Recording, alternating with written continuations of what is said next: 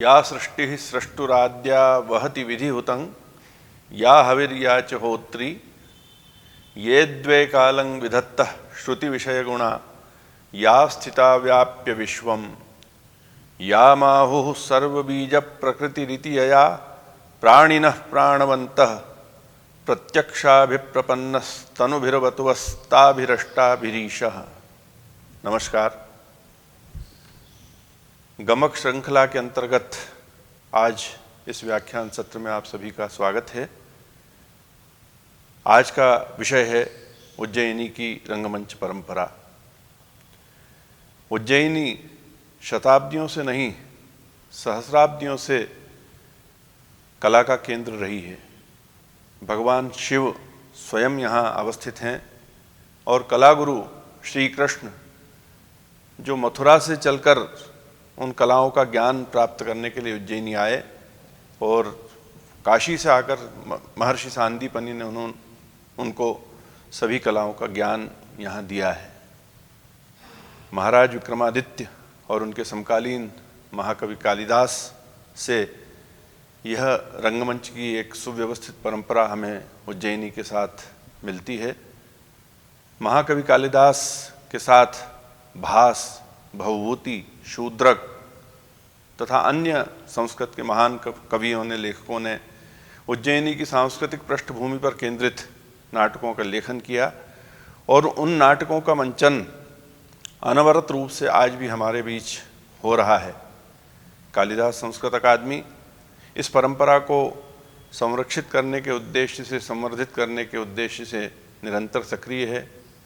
प्रतिवर्ष संस्कृत नाट्य महोत्सव, बाल नाट्य महोत्सव और संस्कृत नाट्य कार्यशाला का आयोजन अकादमी कर रही है, जिससे जो रंगमंच के संस्कार हैं उनका प्रचार प्रसार किया जा सके। आज हम उज्जैनी की रंगमंच परंपरा पर केंद्रित व्याख्यान के साथ आपके बीच उपस्थित हैं। हमारे प्रमुख वक्ता के रूप में उज्जैन के वरिष्ठ रंगकर्मी श्री श्रीपाद जोशी जी हैं। वे अनेक वर्षों से रंगकर्म के क्षेत्र से जुड़े हुए हैं, साथ ही वरिष्ठ सामाजिक कार्यकर्ता भी हैं। उनका हम स्वागत करते हैं। व्याख्यान सत्र की अध्यक्षता के लिए आज हमारे बीच वरिष्ठ रंगकर्मी श्री गिरिजेश व्यास जी हैं। उनका हम स्वागत करते हैं। हम स्वागत करते हैं सभी सुधी श्रोताओं का जो इस व्याख्यान सत्र में आज हमारे बीच उपस्थित हैं। अब मैं सादर आमंत्रित करता हूं वरिष्ठ रंगकर्मी श्री श्रीपाद जोशी जी को कि वे पधारें और उज्जैनी की रंगमंच परंपरा पर केंद्रित अपना व्याख्यान प्रस्तुत करें। नमस्कार। उज्जैनी की नाट्य परंपरा के विषय में यहाँ पर चर्चा के लिए हम उपस्थित हुए हैं। उज्जैनी की नाट्य परंपरा उतनी ही प्राचीन है, उतनी ही पुरानी है जितना कि इस उज्जैनी का इतिहास है। अवंतिका का उल्लेख अन्य पौराणिक ग्रंथों में हमें प्राप्त होता है। अयोध्या, मथुरा, माया, काशी, कांची, अवंतिका, पुरी, द्वारावती चैव सप्तैतां मोक्षदायका। अर्थात इस सृष्टि के रचना के बाद इन 7 नगरियों को यह पुण्य भूमि कहा गया। उसी पुण्य भूमि के उज्जैनी के अंदर यहाँ की नाट्य परंपरा का इतिहास भी उतना ही पुराना है जितना इस सारी सृष्टि का इतिहास है। इस संस्कृति के अंदर अध्यात्म और भौतिकता का एक अभूतपूर्व समन्वय हमें दिखाई देता है। भगवान शिव की यह नगरी जो स्वयं अपने आप में नटराज हैं और शिव की पौराणिक जो कथा है जो उज्जैनी से जुड़ी हुई है वह अपने आप में एक नाट्य प्रयोग के रूप में सिद्धहस्त प्रतीत होती है। अतः हम कह सकते हैं कि उज्जैनी की नाट्य परंपरा पौराणिक दृष्टि से और आध्यात्मिक दृष्टि से यह अत्यंत प्राचीन है।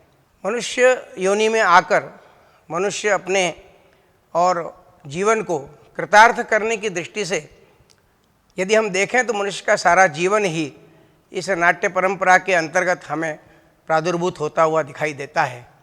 और इस नाट्य परंपरा की अगर रचयिता की ओर जा रहे हम तो भगवान शिव स्वयं इसके प्रणेता हैं, अधिष्ठाता हैं। और अगर हम और अधिक इसकी गहन अध्ययन के अंदर जाते हैं तो हमें नाट्यशास्त्र के दृष्टा शिवावी और कृशाश्व, यह दो नाम हमारे सामने आते हैं जो हमारी संस्कृति के, जो श्रुति और स्मृति के प्रणेता हैं। इन्हीं के माध्यम से नाट्यशास्त्र का प्रणेता के रूप में इन दो नामों का हमें पौराणिक उल्लेख मिलता है। उसके पश्चात भरत मुनि, यह हमारे इस नाट्यशास्त्र के, जिसे हम पंचम वेद कहते हैं, इस नाट्यशास्त्र को लिखित रूप में हमें भरत मुनि ने प्रदान किया। और उस भरत मुनि का नाट्यशास्त्र यह पंचम वेद के रूप में और हमारे समक्ष हम सबके सामने आता है। 4 वेदों की रचना के बाद यह 5वां वेद जो नाट्यशास्त्र के रूप में हमें प्राप्त हुआ, वो भरत मुनि के द्वारा लिखा गया नाट्यशास्त्र है, जो अपने आप में सिर्फ इस भारत के अंदर ही नहीं, पूरे विश्व के अंदर एक अपना अनूठा स्थान रखता है। और भरत मुनि का नाट्यशास्त्र यह अंतिम वाक्य जिसे हम कह सकते हैं, सारी की सारी नाट्य विधा से संबंधित जितनी भी जानकारी है उस भरत मुनि के नाट्यशास्त्र से हमें प्राप्त होती है। भगवान महाकाल की जो पौराणिक कथा है, शिव की जो पौराणिक कथा है, वह स्वयं भी एक अपने आप में एक नाट्य कथा के रूप में ही, मंचन के रूप में हमारे समक्ष पौराणिक काल से आती है। चतुर्वाणी में इस उज्जैनी की नाट्य यात्रा का वर्णन है। उस चतुर्वाणी में यह बताया गया है कि उस समय किस प्रकार से अवंतिका के इस जनपद में गली गली में, चौराहों पर विभिन्न प्रकार के नाट्य का मंचन होता था। भांड, नट, नटी और रूपक के रूप में इसका मंचन होकर और समाज के लोकरंजन के साथ ही समाज के अंदर व्याप्त कुरीतियों को, समाज के अंदर व्याप्त अन्य अन्य समस्याओं को चित्रित कर नाट्य के माध्यम से उनका निदान यहाँ अवंतिका में प्राचीन काल में होता रहा है। यह चतुर्वाणी में इसका वर्णन बहुत ही बारीक रूप में और विस्तृत रूप में हमारे समक्ष आया है। इस तरह उज्जैन का यह पारंपरिक इतिहास, यह निश्चित रूप से अत्यंत प्राचीन ऐसा होकर उज्जैन की नाट्य परंपरा, यह उज्जैनी के इतिहास के अनुसार ही उतनी ही ऐतिहासिक है जितनी कि उज्जैन का इतिहास है। अगर हम उज्जैन के इतिहास में और आगे की ओर दृष्टि डालें तो महाकवि कालिदास, जो संस्कृत के प्रकांड विद्वान और लेखक के रूप में हमारे समक्ष आते हैं, वे राजा विक्रमादित्य के समकक्ष ही हुए थे। और संस्कृत के प्रकांड विद्वान होने के साथ ही वे बहुत ही सुंदर नाटककार, नाट्य लेखक, साहित्यकार के रूप में भी कालिदास को एक ऐसे शीर्ष स्थान पर हम पाते हैं जिसे आज तक उस स्तर का और नाट्य लेखन हमें आज तक भी प्राप्त नहीं होता है। और इस दृष्टि से यदि हम देखें तो कालिदास, जिन्हें कि गुप्तकाल का भी कई बार माना जाता है, गुप्तकाल के समय, यह हमारी परंपरा को उज्जैनी से जोड़ता है कि उस समय महाकवि कालिदास ने और अपनी परंपराओं को अपने लेखन के माध्यम से इस समाज के जागरण के रूप में नाट्य का लेखन किया और नाट्य के अंदर मंचन किया और उसे समाज को जागृत करने के लिए उस सारे साहित्य का उपयोग किया। ऐसा महाकवि कालिदास हमारे उज्जैनी से ही और संबद्ध रखने वाले ऐसे एक महान के रूप में उज्जैनी की नाट्य परंपरा से जुड़ता है। कालिदास के पूर्व, ईसा से कई वर्ष पूर्व में यदि हम इतिहास के पन्नों को झांकते हैं तो उसमें और एक अवंती रीति का भरतनाट्य शास्त्र में उल्लेख आता है। यह अवंती रीति निश्चित रूप में इसके बहुत ज़्यादा विस्तृत जानकारी तो नहीं प्राप्त होती है, लेकिन भरत के नाट्यशास्त्र में यदि अवंती रीति का उल्लेख है तो इसका हम यह मतलब निकाल सकते हैं कि यह निश्चित रूप से अवंतिका से जुड़ी हुई, नाट्य परंपरा से जुड़ी हुई अवंतिका के कोई न कोई रीति नीति होगी जिसका भरत ने अपने नाट्यशास्त्र में उल्लेख किया है। और इस दृष्टि से कालिदास के पूर्व भी और नाट्य परंपराएं अवंतिका के अंदर रही हैं और इसका उल्लेख हम इससे जोड़ सकते हैं। हालांकि लिखित रूप में हमें कहीं कुछ प्राप्त नहीं होता है, लेकिन जब उस कड़ी को जोड़ते हैं तो निश्चित रूप से कालिदास के पूर्व भी और यह ध्यान में आता है कि यहाँ नाट्य परंपराएं अवंतिका के अंदर रही हैं, उनका मंचन हुआ है। कालिदास अपने लेखन में यह कहते हैं कि भास और सौमिल के बाद क्यों नए नाटककार को मौका देना चाहिए, यह कालिदास ने अपने स्वयं के कथन में लिखा है। इसका मतलब है कि कालिदास के पूर्व भी और ये नाट्य परंपराएं यहाँ थीं, ऐसा कालिदास ने हमें इंगित किया है। और ये इस हिसाब से ये जो उज्जैन की नाट्य परंपराएं हैं, इसे हम निश्चित रूप से गुप्त काल और उसके पूर्व की परंपराओं से भी हम जोड़ सकते हैं। अर्थात यह परंपराएं अत्यंत प्राचीन इस रूप में हमारे समक्ष आती हैं। बाणभट्ट ने जब अवंतिका के नगरी का और यहाँ पर भ्रमण किया तो बाणभट्ट के और जो लेख हैं उन लेखों में भी अवंतिका के इस नाट्य परंपरा का उल्लेख है। अवंतिका नगरी के अंदर उस समय बाणभट्ट ने लिखा है कि यहाँ विभिन्न विषयों पर, समसामयिक विषयों पर नाट्य का मंचन यह होता था और उससे समाज जागरण और लोकरंजन यह काम बाणभट्ट के समय भी इस अवंतिका नगरी में प्रारंभ रहा और प्रारंभ के साथ ही इसका उद्भव भी हुआ, इसका प्रचार प्रसार भी बहुत अधिक हुआ है। कालिदास की जो रचनाएं हैं वे हम सबको पता ही हैं कि रघुवंशम, विक्रमोर्वशीयम, अन्य 6 नाटक उन्होंने संस्कृत के अंदर जो लिखे हैं वह आज विश्व प्रसिद्ध नाटक हैं। और उन नाटकों का आज भी कोई विकल्प हमारे सामने, जिस प्रकार का नाट्य मंचन का तरीका, जिस प्रकार के डायलॉग, जिस प्रकार का विषय कालिदास ने रखा है, वह आज भी उसका कोई सानी नहीं है, उसका कोई विकल्प अभी भी ध्यान में नहीं आता साहित्य की दृष्टि से और उसके और प्रदर्शन की दृष्टि से।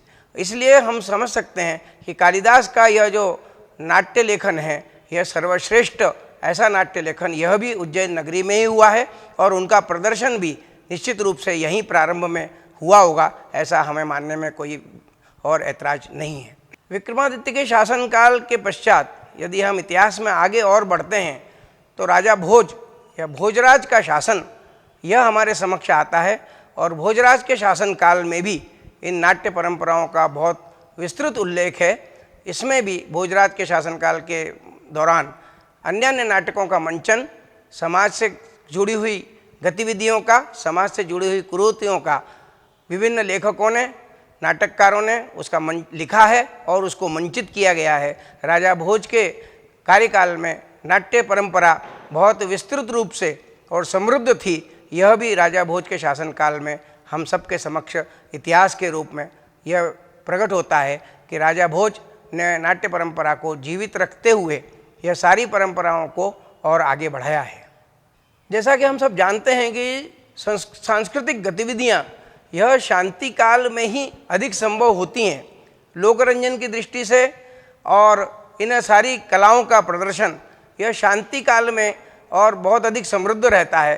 प्रस्तुतियाँ होती हैं, लोग उससे अनुभूति प्राप्त करते हैं और समाज को एक दिशा निर्धारित होती है। यह हमारी नाट्य परंपराओं की एक उल्लेखित दिशा है। उस दृष्टि से राजा भोज के समय यह परंपराएं लगातार चालू होने के बाद, बीच का राजा भोज के बाद यह एक ऐसा काल आया जिसमें बाहर से आने वाले आक्रमणकारियों ने, आक्रांताओं ने इस देश के ऊपर बार बार आक्रमण किए। और ऐसी परिस्थिति में हमें कोई लिखित में तो इसका और इतिहास नहीं मिलता है, लेकिन उस समय नाट्य परंपराएं निश्चित रूप से कहीं भी और बहुत ज़्यादा फलीभूत होती हुई दिखाई नहीं देती हैं। लेकिन इसके साथ ही यदि हम यह भी देखें कि हमारी जो लोक परंपराएं थीं, जो लोक नाट्य थे, जैसे मालवा का माच था, वह अगर हम देखें, इसके बाद उत्तर प्रदेश की नौटंकी थी, उसे हम अगर देखें, इसी प्रकार से महाराष्ट्र का तमाशा था, चाहे वो आसाम का लोकनाट्य हो, ये सारी की सारी परंपराएं इस बीच में आक्रमणकारियों के चलते ये सारी की सारी परंपराएं इस देश के अंदर, इस राष्ट्र के अंदर फलीभूत हुई। चाहे वो कीर्तन परंपरा हो, यह भी एक नाट्य का ही रूप था। और ये सारी परंपराएं उस समय अवंतिका में भी, उज्जैनी में भी चालू रहीं। हम माच की अगर परंपरा को देखते हैं तो हमें राजा भर्तरी और उसके पहले तेजाजी महाराज, इनकी कहानियों को लेकर के नाट्य रूपांतरण और उनका मंचन रात रात भर होता हुआ कलाकारों के द्वारा दिखाई देता है। और वे ही हमारे समाज के मार्गदर्शक के रूप में उस समय हमारे समक्ष आते हैं। लेकिन बीच के कुछ काल में अंग्रेज़ों के समय कुछ इतिहासकार ऐसे हुए जिन्होंने कि इस इतिहास को, इस देश के इतिहास को तोड़ मरोड़ कर लिखा और इस देश की संस्कृति को संकुचित कर दिया। वे इस इतिहास के न तो ज्ञाता थे, न यहाँ की सांस्कृतिक विरासत के कोई ज्ञाता थे, न उन्हें इसके बारे में जानकारी थी। लेकिन उनका अपना एक अलग क्रम था कि कहीं न कहीं जाकर इस देश की सांस्कृतिक विरासत को नष्ट किया जाए, इसको विभ्रम पैदा किया जाए इसके अंदर। और इसलिए उन्होंने इन सारी लोक सांस्कृतिक विरासत को, जो लोक रंग थे, लोक नाट्य थे, चाहे वो माच हो, चाहे नौटंकी हो, चाहे तमाशा हो, इस पूरे लोक नाट्य को और केवल 300 वर्ष के इतिहास के रूप में परिभाषित किया है। और इस 300 वर्ष के पहले कोई परंपरा नहीं थी, कोई नाट्य परंपरा नहीं थी, ऐसा भी उन्होंने लिख करके इस देश की इस सांस्कृतिक विरासत को नष्ट करने का पूरा प्रयास किया। और उसी के अंतर्गत आज हमें अगर बात होती है तो समाज के अंदर यह ध्यान में आता है, यह कहा जाता है कि ये तो 300 वर्षों से नाट्य परंपराएं और ये सारे लोक नाट्य परंपराएं हमारे मध्य में हैं। स्वतंत्रता संग्राम के पश्चात 1947 में आज़ादी, या जैसे हम कह सकते हैं केवल सत्ता का हस्तांतरण, यह हुआ। और उस दरमियान बहुत सारे लेखकों ने, साहित्यकारों ने बहुत कुछ हमारी इस लोक संस्कृति पर, इस लोक नाट्य के ऊपर लिखा। लेकिन धीरे धीरे जो वातावरण इस राष्ट्र के अंदर तैयार हुआ, उसमें वो सारी की सारी बातें हमारे सामने नहीं आ पाईं। और उसके बाद यदि हम और आगे चलते हैं तो उज्जैनी के अंदर यह लोक परंपरा तो लागू रही ही, लेकिन इसी के साथ और छठे दशक में यहाँ पर 1960 के दौरान और यहाँ के पद्मभूषण डॉक्टर सूर्यनारायण व्यास, इन्होंने कालिदास समारोह की शुरुआत यहाँ पर एक छोटा सा मोहल्ला था सिंहपुरी, वहाँ पर प्रारंभ की। वे स्वयं नाटकों के लेखक थे, वे स्वयं नाट्य की रचना करते थे, निर्देशन करते थे, नाटकों में अभिनय भी उन्होंने किया हुआ, ऐसा यहाँ की परंपरा के अनुसार ज्ञात होता है। तो वो परंपरा एक छोटे से मोहल्ले में सिंहपुरी में प्रारंभ होकर कालिदास समारोह आज अखिल भारतीय कालिदास समारोह के रूप में हम सबके समक्ष होता है, जिसमें कि मुख्य रूप से नाट्य शास्त्र के ऊपर आधारित, चाहे वो कालिदास के नाटक हों या अन्य भाषाओं के नाटक हों, वो इस कालिदास समारोह में यहाँ पर निरंतर 60 के दशक से निरंतर प्रस्तुत किए जाते रहे हैं। इसी के साथ यदि हम देखें तो अवंतिका के अंदर 60 और 70 के दशक में महाराजवाड़ा स्कूल में और बहुत सारी ऐसी नाट्य प्रतियोगिताओं का आयोजन होता था, जिसमें नए नाट्य रंगकर्मी उनको मौका मिलता था। नए नए विषयों को लेकर महाराजवाड़े के अंदर नाट्य प्रदर्शन, यह भी अवंतिका का और इतिहास का एक नया पन्ना रहा है।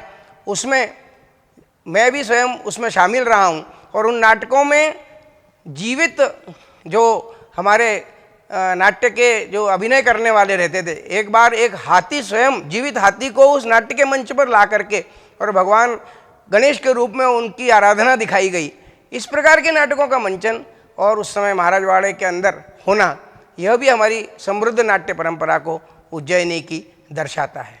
स्वतंत्रता के पश्चात और नेशनल स्कूल ऑफ ड्रामा, राष्ट्रीय नाट्य अकादमी के द्वारा पूरे देश में इस नवीन रंगमंच से परिचय कराने की दृष्टि से अन्य जगहों पर और नाट्य शिविर आयोजित किए गए। अवंतिका में भी, उज्जैनी में भी, और पहला राष्ट्रीय नाट्य विद्यालय द्वारा शिविर आयोजित किया गया, जिसे और राजेंद्र गुप्त जी ने और उसका नियोजन किया। यहाँ पर एक नई टीम अवंतिका के अंदर उज्जैन में खड़ी हुई नाटक की, और राजेंद्र गुप्त ने उस समय सारे रंगमंच के नए प्रयोगों को लेकर और अंधा युग नाटक यह तैयार किया। उस अंधा युग का मंचन कालिदास समारोह में भी हुआ और उससे उज्जैनी के नाट्य जगत में एक नई आशा, एक नई ऊर्जा और कई नए रंगकर्मियों का सृजन हुआ। और इस दृष्टि से एक नई विचारधारा के साथ और उज्जैनी का नाट्यकर्म आगे के लिए बढ़ा और जिससे अनेक नए रंगकर्मी और उज्जैनी को मिले हैं। समय समय पर देश के शीर्षस्थ नाटककार उज्जैनी में आते रहे हैं और उन्होंने यहाँ आकर नाट्य रंग के नए प्रयोग समय समय पर किए और उससे कारण उज्जैनी की ये नाट्य परंपरा है फलीभूत होती रही, फूलती फलती रही। कालिदास अकादमी के गठन के साथ ही यहाँ सर्वप्रथम आद्य रंगाचार्य जी जब यहाँ पधारे तो उन्होंने अकादमी में संस्कृत नाटकों के मंचन का प्रयास किया और इस प्रयास के चलते अचानक तो वहाँ पर संस्कृत के नाटकों का प्रयोग नहीं हो पाया, लेकिन उस प्रयास के चलते आज कालिदास अकादमी के अंदर संस्कृत के बाल नाट्य समारोह, संस्कृत के नाट्य समारोह यह आज ठीक प्रकार से आयोजित होने लगे हैं और उसमें नए नए प्रयोग संस्कृत के नाटकों का हमें देखने को मिलता है। यह भी उज्जैन के इस नाट्य परंपरा का एक बहुत बड़ी उपलब्धि ऐसा हम मान सकते हैं। लगभग देश के सभी प्रसिद्ध नाट्यकर्मी नाटककार यह उज्जैन में हमेशा अक्सर यहाँ पर आते रहे। उन्होंने यहाँ पर नाट्य के वर्कशॉप आयोजित किए और उन वर्कशॉप के अंदर नाट्य विधा की नए नए प्रयोग, नई विधा, इस रूप में नाट्य विधा को ले जाने का प्रयास किया।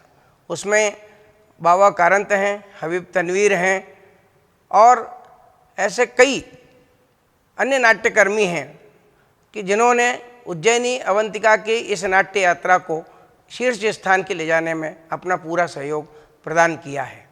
शांता गांधी, विमला मेहता, बंशी कौल, प्रसन्ना, ये ऐसे नाम हैं जिन्होंने समय समय पर अवंतिका की नगरी में आकर अपने नाट्यकर्म को भी परिमार्जित किया और साथ ही इस अवंतिका के नाट्यकर्म को एक शीर्ष स्थान पर पहुंचाया। उज्जैन के नाट्य जगत में कमलेश दत्त त्रिपाठी जी का नाम यह कभी भूला नहीं जा सकता, क्योंकि कमलेश दत्त त्रिपाठी जी ने उज्जैन के नाट्यकर्म को जो नई दिशा दी और यहाँ के लोक नाट्य को उन्होंने परिमार्जित किया, यह हमें कमलेश दत्त त्रिपाठी से प्राप्त एक नई सौगात थी, जिन्होंने यहाँ की जो लोक नाट्य परंपरा माच है उसको नया स्वरूप प्रदान किया और नए स्वरूप प्रदान करके लोकनाट्य माच्य को सारे इस देश के अंदर प्रसिद्धि दिलवाई। यह हमारे लिए कमलेश दत्त त्रिपाठी जी और डॉक्टर श्रीनिवास रथ उनके साथ में एक ऐसे व्यक्तित्व थे जो कि गंभीर प्रकृति के व्यक्ति होने के साथ साथ बहुत ही उनका जो लेखन था वो बड़ा परिमार्जित था और उनके लेखन के साथ साथ उज्जैनी की इस नाट्य परंपरा को नई ऊंचाइयां प्राप्त हुई हैं। इसी कड़ी में डॉक्टर प्रभात कुमार भट्टाचार्य आधुनिक रंगमंच के एक ऐसे शीर्ष व्यक्तित्व उज्जैनी में हमें दिखाई देते हैं जिन्होंने एक लंबे समय तक और इस रंगकर्म की दिशा को एक नई दिशा प्रदान की और नए नए प्रयोग के साथ उन्होंने उज्जैन के नाट्यकर्म को एक शीर्ष स्थान पर पहुंचाया। उनका नाटक नीली झील इतना प्रसिद्ध हुआ, उन्हें कई पुरस्कार प्राप्त हुए और नीली झील नाटक के माध्यम से उज्जैन की रंग परंपरा शीर्ष के स्थान पर पहुंची। साथ ही उन्होंने यहाँ पर मध्य प्रदेश नाटक लोक कला अकादमी की स्थापना भी की। उस मध्य प्रदेश नाटक लोक कला अकादमी की स्थापना के एकमात्र उद्देश्य कि उज्जैन की नाट्य परंपरा को और अधिक ऊंचाइयां प्राप्त हों, इसी के साथ यहाँ पर नए नए रंग प्रयोग हुए, रंगभूमि को नए प्रयोग मिले, नए रंगकर्मी हुए और उन रंगकर्मियों में से बहुत सारे लोग नेशनल स्कूल ऑफ ड्रामा, राष्ट्रीय नाट्य विद्यालय भी पहुँचे हैं। मध्य प्रदेश लोक कला अकादमी के जो छात्र नेशनल स्कूल ऑफ ड्रामा गए उसमें धीरेन्द्र परमार, लोकेन्द्र त्रिवेदी, हाफिज़ खान, सुशीला धर्मदासानी ऐसे छात्र जो आज भी और नेशनल स्कूल ऑफ ड्रामा से पास आउट होने के बाद इस उज्जैनी की रंगकर्म यात्रा को अपना एक उद्देश्य बनाकर और पूरे देश भर में काम कर रहे हैं। साथ ही उज्जैन में आकर भी उज्जैन की नाट्य परंपरा को भी वे समृद्ध करने का काम करते रहे हैं। अवंतिका उज्जैनी के इस नाट्य रंग यात्रा में दो नाम जो कभी विस्मृत नहीं किए जा सकते, वे हैं श्री कृष्ण सरल और डॉक्टर शिवमंगल सिंह सुमन। इन दोनों की काव्य रचनाओं को लेकर भी अन्य नाट्य लिखे गए और उसमें इनकी कविताओं का समावेश कर उनका मंचन कई वर्षों तक लगातार होता रहा। इसमें मालवी के एक कवि भावसार बा जो मालवी की कविताएं लिखते थे, उनकी कविताओं को लेकर भी नाट्य मंचन उज्जैनी के इस इतिहास में, इस अवंतिका की यात्रा में, नाट्य के इतिहास में और हमारे लिए एक मील का पत्थर साबित हुए हैं, जिन्होंने कि उज्जैन के रंगकर्म को नई दिशा दी है कि गद्य और पद्य इन दोनों को मिलाकर किस प्रकार से नाट्य की रचना हो सकती है। और उस गद्य पद्य के मिश्रित सम्मिश्रण को देखकर लोकरंजन की एक नई अनुभूति समाज के अंदर जागृत हुई, जिसने उज्जैनी की इस नाट्य परंपरा को नई दिशा प्रदान की। कालिदास के बहुचर्चित संस्कृत नाटकों का विभिन्न भाषाओं में रूपांतरण, यह भी उज्जैन की नाट्य परंपराओं की एक उपलब्धि रही है कि कालिदास के नाटकों का, संस्कृत नाटकों का मालवी भाषा में, हिंदी भाषा में रूपांतरण डॉक्टर भगवती लाल जी राजपुरोहित के द्वारा किया गया और उसमें ओम प्रकाश जी शर्मा द्वारा जब संगीत का मिश्रण किया गया मालवी रूप में, उस मालवी रूप के मिश्रण के कारण वो और अधिक लोकरंजक हुआ और वे दोनों मिश्रण जब कालिदास समारोह के मंच पर मंचित हुए तो उसका बहुत ही समाज के द्वारा स्वागत भी हुआ और एक नया प्रयोग कालिदास के नाटकों का कालिदास एकेडमी के माध्यम से वो हमारे सबके सामने आया है। यह भी हमारी एक उज्जैनी की जो नाट्य परंपरा की यात्रा है उसका एक मील का पत्थर है। भगवती प्रसाद शर्मा और डॉक्टर नवीन डेविड, ये दो नाम उज्जैनी के इतिहास में, नाट्य परंपरा में इनके अभिनय को लेकर हमेशा याद किए जाते रहे हैं, याद किए जाते रहेंगे कि अभिनय की एक उच्च श्रेणी की परंपरा नाटकों में इन दोनों अभिनेताओं ने प्रस्तुत की। भगवती लाल जी शर्मा स्वयं वकील थे, लेकिन नाटकों में उनकी इतनी रुचि थी कि वो वकालत से ज़्यादा नाटकों में ज़्यादा रुचि लेकर के और अपने अभिनय के माध्यम से समाज के अंदर एक नई ऊर्जा का निर्माण करते थे। प्रोफेसर नवीन डेविड भी उसी परंपरा के वाहक इस उज्जैनी की परंपरा में रहे हैं। उन्होंने भी अब इन दोनों व्यक्तियों ने अपने अभिनय के माध्यम से और उज्जैनी की रंगकर्म यात्रा को एक नई दिशा प्रदान की है। इस अवंतिका नगरी में, उज्जैनी में यह रंगकर्म यात्रा विगत, जैसा कि हम सब ने अभी बातचीत की कि सतत सनातन काल से लेकर अभी तक चली आ रही है। आज भी उज्जैन के अंदर 8 से 10 नाट्य संस्थाएं हैं जो बाल नाट्य हो, चाहे कालिदास के लिखे हुए नाटक हों या अन्य पारंपरिक नाटक हों, उनका मंचन लगातार उज्जैन के अंदर वर्ष में कम से कम 12 महीनों में 10 नाटक ऐसा होता रहता है। कालिदास अकादमी के माध्यम से भी होता है, कालिदास समारोह के माध्यम से ही होता है और इस दृष्टि से हम यह कह सकते हैं कि उज्जैन की जो नाट्य परंपरा है वो लगातार सनातन काल से जारी रही, आज भी जारी है और आगे भी जारी रहेगी, ऐसा हम सबको पूर्ण विश्वास है। जो नई पीढ़ी तैयार हो रही है नाटक की, जो नाट्य रंगकर्मियों की नई पीढ़ी तैयार हो रही है, वे उन नाटकों में और नए नए प्रयोग और उसके अंदर रखते हैं और उन प्रयोगों के माध्यम से उज्जैन का यह जो रंगमंच है वो और अधिक निखरता जा रहा है। उज्जैन की यह रंगकर्म यात्रा यहीं पूरी नहीं होती है। इसमें जो अभी वर्तमान में सन 80 के दशक से आगे जो प्रमुख व्यक्तित्व कार्य कर रहे हैं वे श्री गिरिजेश व्यास, सतीश दवे जी और शरद शर्मा, ये 3 ऐसे व्यक्तित्व भी हमारे सामने आते हैं जिन्होंने अपने लेखन के माध्यम से, अपने निर्देशन के माध्यम से और इस नाट्य परंपरा को एक नई दिशा प्रदान की है। और उसी निर्देशन को आगे बढ़ाते हुए आज जो कलाकार, कला साधक हमारे नाट्य जगत में काम कर रहे हैं, उनमें कई और भी ऐसे नाम हैं जिन्होंने कि अपने कीर्तिमान इस उज्जैनी की नाट्य परंपरा में स्थापित किए हैं। हो सकता है कि मुझे उनका विस्मरण हो रहा हो, उनके स्मरण के साथ ही यह नाट्य परंपरा आगे बढ़ रही है और आगे और बढ़ती रहेगी, ऐसा मुझे विश्वास है। मुझे लगता है कि आज की इस चर्चा में इतना पर्याप्त है। धन्यवाद। बहुत बहुत धन्यवाद आदरणीय श्रीपाद जोशी जी। आपने जो उज्जैनी की सांस्कृतिक परंपरा, रंगमंच की परंपरा है, उस पर केंद्रित बहुत ही अच्छा वक्तव्य प्रदान किया। जो संस्कृत नाटक हैं, हिंदी नाटक हैं, उनके साथ साथ जो लोक नाट्य की परंपरा उज्जैनी में है, आज की जो लगभग 300 वर्षों की परंपरा है, उसको केंद्रित करते हुए अपना वक्तव्य दिया। मैं कालिदास संस्कृत अकादमी की ओर से आपके प्रति धन्यवाद ज्ञापित करता हूं और अब आमंत्रित करता हूं अध्यक्ष उद्बोधन के लिए वरिष्ठ रंगकर्मी श्री गिरिजेश व्यास जी को। नमस्कार। कालिदास अकादमी के आयोजन गमक में आप सभी आभासी दर्शकों और श्रोताओं का अभिनंदन है, स्वागत है। आज के इस आयोजन में अभी अभी आपने वरेण्य वक्ता वरिष्ठ रंगकर्मी श्रीयुत श्रीपाद जोशी जी को सुना। उज्जैनी रंगमंच की परंपरा और उसके इतिहास के विषय में बहुत विस्तार से उन्होंने उज्जैनी की रंग परंपराओं का वर्णन किया। उसके आगे ज़्यादा कुछ बोलने को मुझे बचता नहीं है। फिर भी मैं अपनी बात रखना चाहूँगा कि युग युगीन उज्जैनी का जो विविध वर्णी और विविध आयामी स्वरूप है वो कला, संस्कृति और रंगमंच के माध्यम से ही है। धर्म की दृष्टि से देखें तो बाबा महाकाल यहाँ विराजित हैं, वो एक अलग एस्पेक्ट है।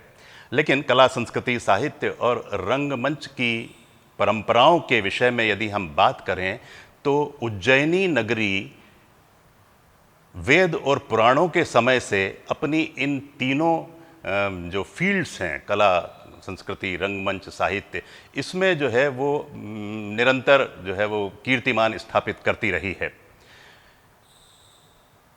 कालिदास, कवि कुलगुरु कालिदास तो जो है उनकी ये प्रिय नगरी थी उज्जैनी, अवंतिका, और उनके प्रिय शासक थे विक्रमादित्य।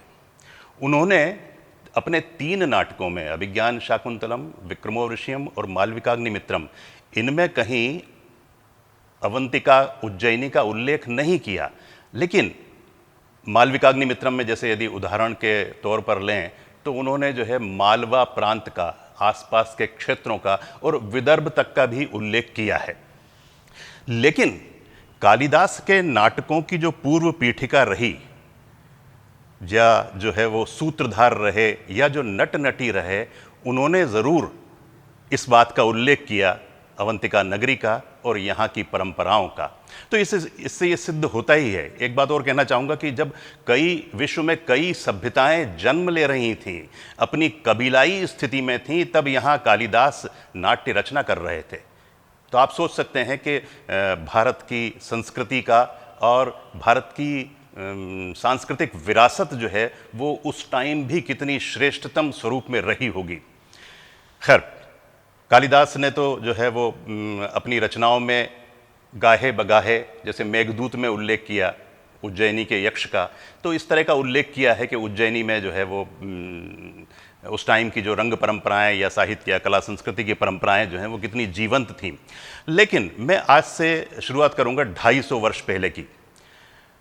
1773 से 1842 के बीच में यहाँ एक लोक नाट्य परंपरा शुरू हुई जिसने कि पूरे अखिल भारतीय स्तर पर अपनी पहचान बनाई, और वो थी माच परंपरा।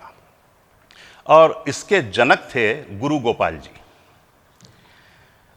और उनके बारे में ये पता चलता है कि वो एक बार उत्तर प्रदेश में कहीं जो है वो ख्याल नाम का जो एक लोक नाट्य हुआ करता था, वो जब देख रहे थे तब उनके मन में ये आया कि इस तरह का लोक नाट्य तो जो है हमारे यहाँ भी बहुत पाया जाता है, मालवा क्षेत्र में भी, तो क्यों ना उसको भी जो है मंचीय स्वरूप प्रदान किया जाए और उसको जो है स्थापित किया जाए और उसकी भी प्रसिद्धि दूर दूर तक फैले।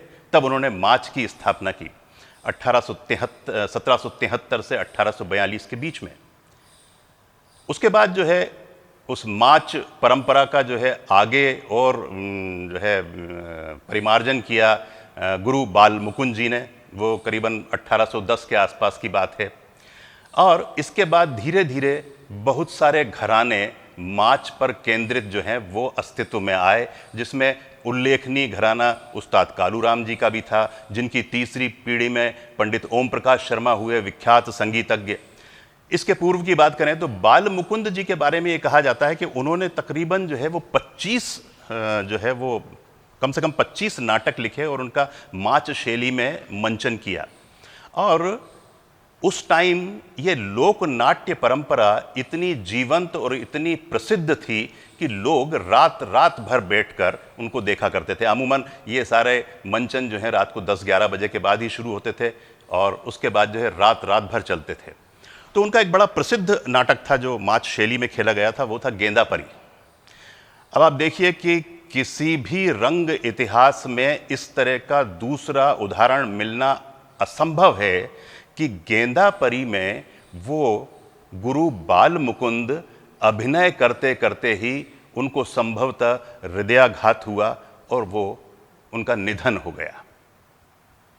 ठीक है, लेकिन सारे माच कलाकारों ने वहीं माच के मंच से उनकी अंतिम यात्रा निकाली और वो अंतिम यात्रा श्मशान तक गई और उसमें जो है वो सारे माच के कलाकार जिस वेशभूषा में थे उस वेशभूषा में शामिल हुए और इस तरह से उन्होंने माच के जो है वो एक बहुत संवर्धन हेतु प्रतिबद्ध व्यक्ति गुरु बाल मुकुंद को इस तरह से उन्होंने अपनी श्रद्धांजलि अर्पित की।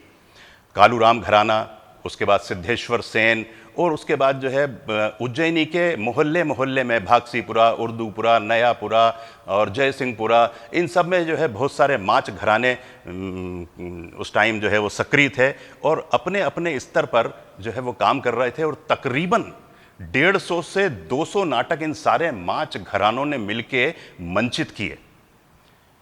अब आप सोच सकते हैं कि उस टाइम माच परंपरा जो है वो इतनी शिखर पर पहुंच चुकी थी कि आसपास ही नहीं पूरे भारतवर्ष के रंग इतिहास में माच परंपरा का जिक्र अवश्य होता है।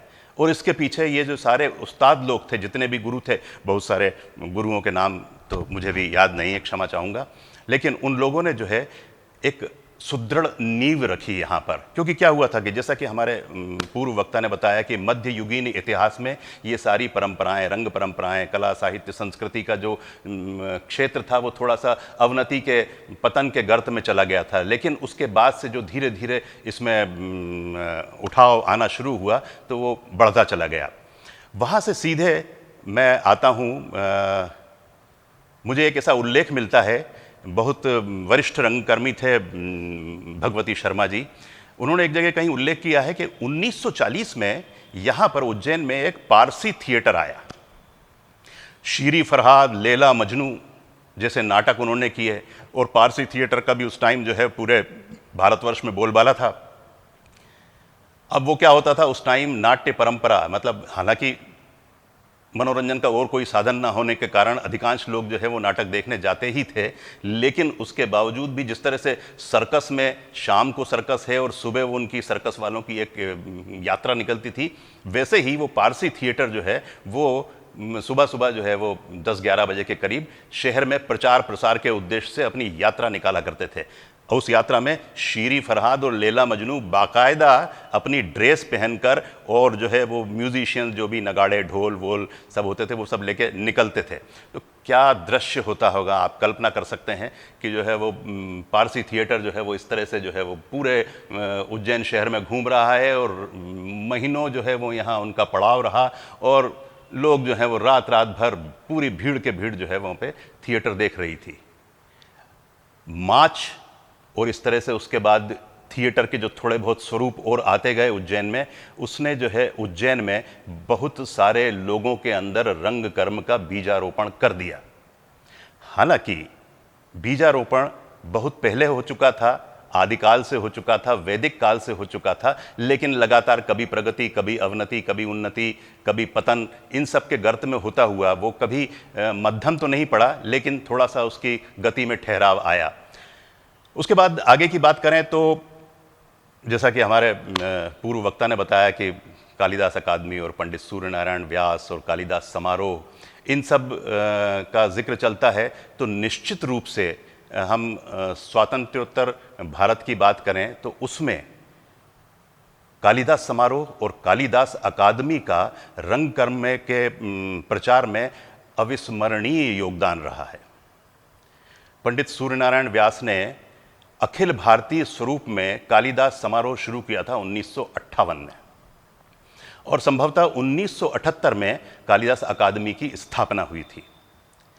1982 में कालिदास समारोह का रजत जयंती वर्ष था और वो आखिरी वर्ष था जब कालिदास समारोह जो है वो क्षीर सागर में हुआ था। उसके बाद 1982 के बाद के सारे कालिदास समारोह के आयोजन यहाँ होने लगे। अब आप गौर करिए कि उज्जैनी में रंग परंपरा कितनी समृद्ध रही होगी कि कालिदास समारोह के आयोजनों में पूरे विश्व भर के विख्यात रंग निर्देशक यहां पर अपनी कला का प्रदर्शन करने आया करते थे। आज हम मेट्रोज की बात करें कि मुंबई में और पुणे में थिएटर जो है वो बहुत ही एक तरह से जो सिनेमा होता है उससे भी ज़्यादा महंगा शौक है थिएटर देखने जाना, लेकिन यहाँ पर बगैर पैसे खर्च किए इतने बड़े बड़े कलाकारों को देखना, ये कालिदास समारोह, कालिदास अकादमी और पंडित सूर्य नारायण व्यास ने जो उपक्रम प्रारंभ किया था, ये पूरा श्रेय उनको भी जाता है। कौन नहीं आया यहाँ पर? यानी रंगमंच परंपरा के ध्वजवाहक तो जितने भी नाम अभी श्रीपाद जोशी जी ने लिए वो सब यहाँ आए। ब्रजमोहन शाह, प्रसन्ना, बाबा कारंत, हबीब तनवीर साहब, ये सब लोग यहाँ आए। लेकिन इसके साथ साथ ही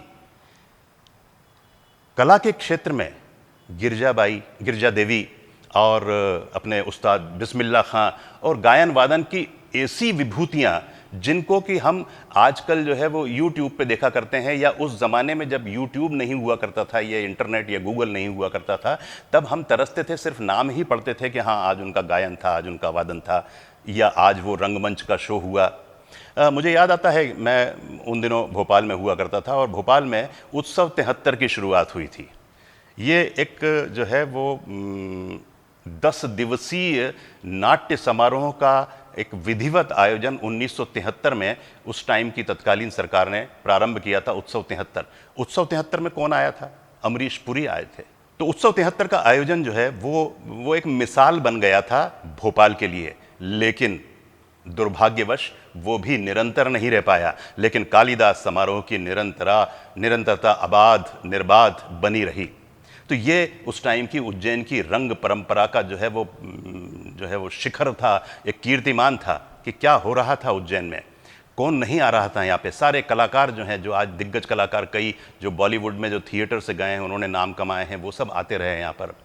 कालिदास अकादमी में उस टाइम के ऐसे विद्वान जो है यहाँ पर निदेशक बनकर आए, पंडित कमलेश दत्त त्रिपाठी जी, आचार्य श्रीनिवास रथ, प्रभात कुमार भट्टाचार्य जी, जो कि संस्कृत के प्रति समर्पित थे।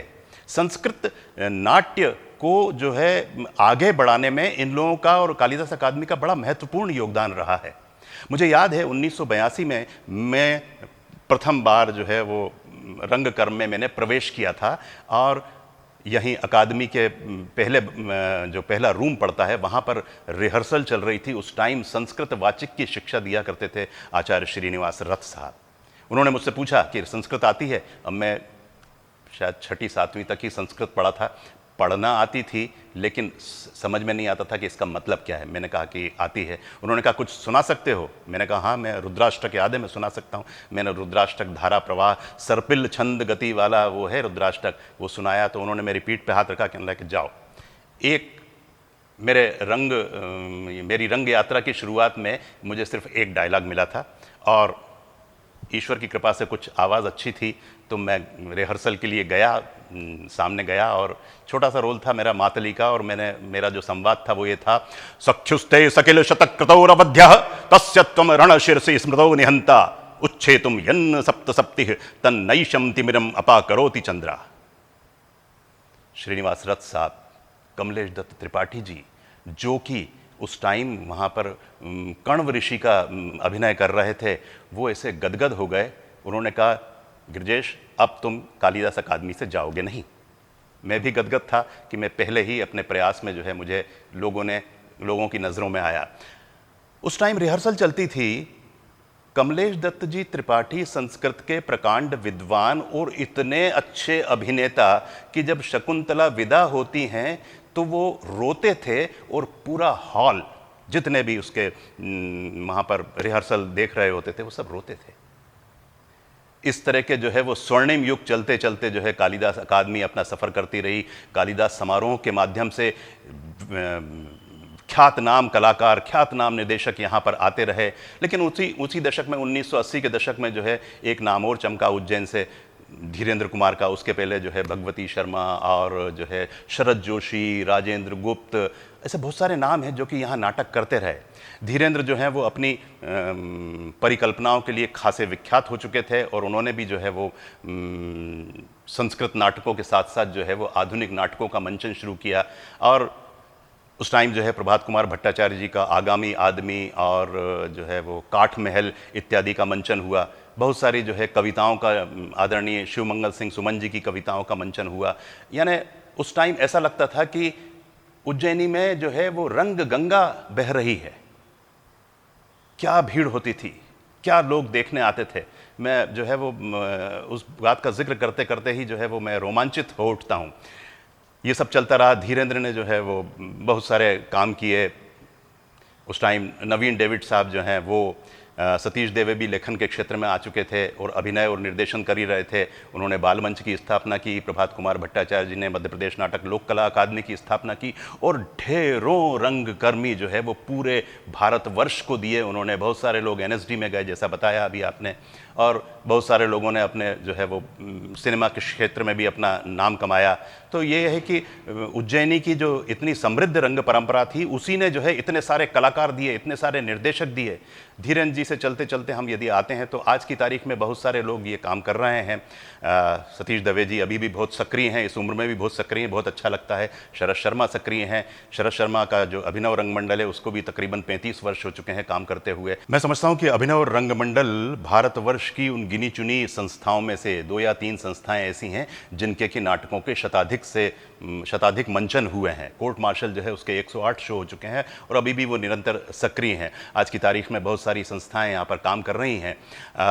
धीरे धीरे ये वाद विवाद का विषय हो सकता है कि कालिदास समारोह का स्वरूप क्या हो गया, लेकिन मेरा ये मानना है कि उज्जैनी की रंग परंपरा के संवर्धन और संरक्षण में जो योगदान कालिदास अकादमी ने दिया है, कालिदास समारोह ने जो उसमें जो है वो योगदान दिया है, वो उल्लेखनीय है, अविस्मरणीय है, अतुलनीय है।